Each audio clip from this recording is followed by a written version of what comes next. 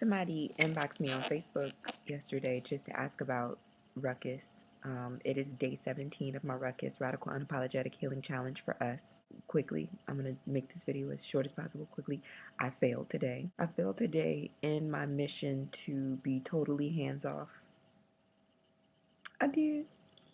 And I felt bad about it at first, especially because of the response that I got. But I just feel like this is my process. I'm going to make some mistakes. I'm going to get it right sometimes.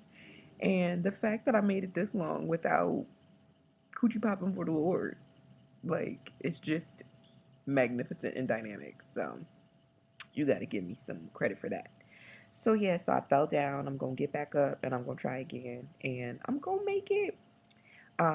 The one of the questions that was asked in the little inbox message that I got regarding my RUHCUS is, just really for my understanding on RUHCUS, and I'm not about to give that in this video. Visit thebodyisnotanapology.com to learn more about the origins, the founder, the amazing movement, etc., etc. But when I responded, one of the things that I said is the purpose for me is to ultimately really address this area of shame and to really kind of publicly deal with it so I can't hide behind it and pretend like, these things aren't a reality. Like, these are my struggles. So one of the things that, if you've been following my RUHCUS, you know that I've been confronting the issue of properly or not properly, whatever, dealing with what it looks like to have a broken heart and how I've struggled with my response to in that I've been, experienced a deep season of depression and hopelessness, and even battled a little bit with the spirit of suicide, which is a spirit, not because I just was a crazy person, but it's a spirit, it's a demon. The enemy will come after you. He didn't come to play with you, he didn't come to entertain you, he came to steal from you, kill you, and destroy you.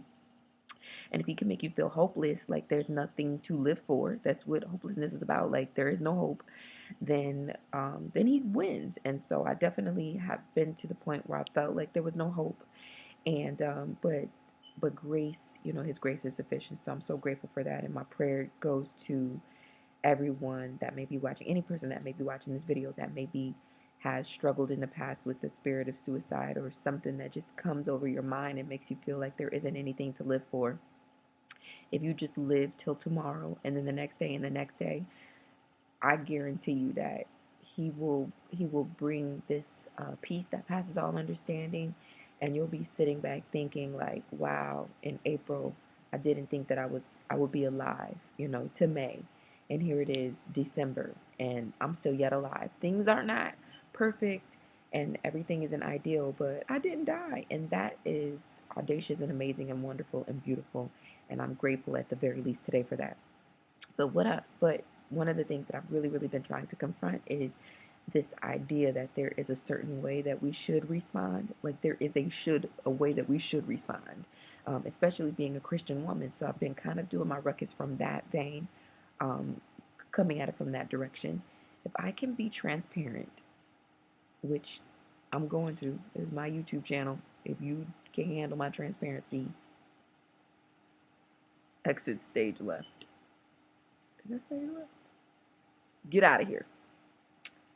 Don't leave. Stay. Grace to you.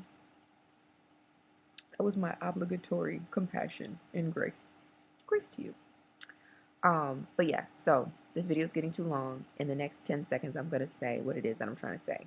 If I can be transparent, sometimes when I think about there's a song, he never failed me yet. I have to say, currently that's a little questionable. I know that the Saints can't handle the fact that I'm being that honest about that, but okay, so in my spirit man is very strong, and in my spirit, like I can say, yes, no, God has never ever failed me, and He never will. But I know what it feels like to be in the situation and saying things like, He's never failed me yet, and feeling like this is currently a situation that would constitute failure. And I'm not even going to preach my way out of that. I get that. I get it. And while on the other end of that, all things work together for the good. So whether good, whether bad, though he slay me, yet will I trust him. You were about to faint, faint not. Like, will definitely speak all of that word into my life, into your life, all of that. There is no failure in God, period.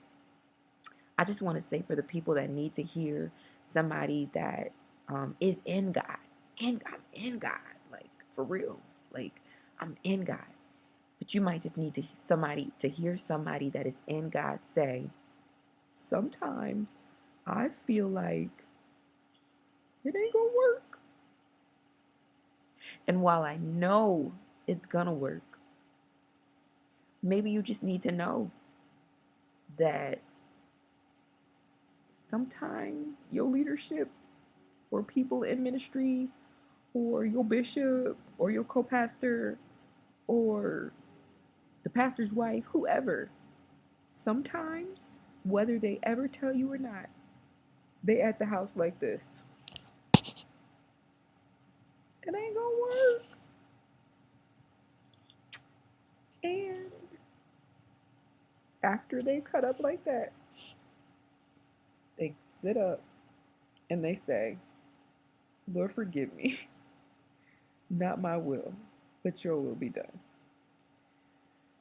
That ain't easy. But it's Ruckus Day 17. I fell down.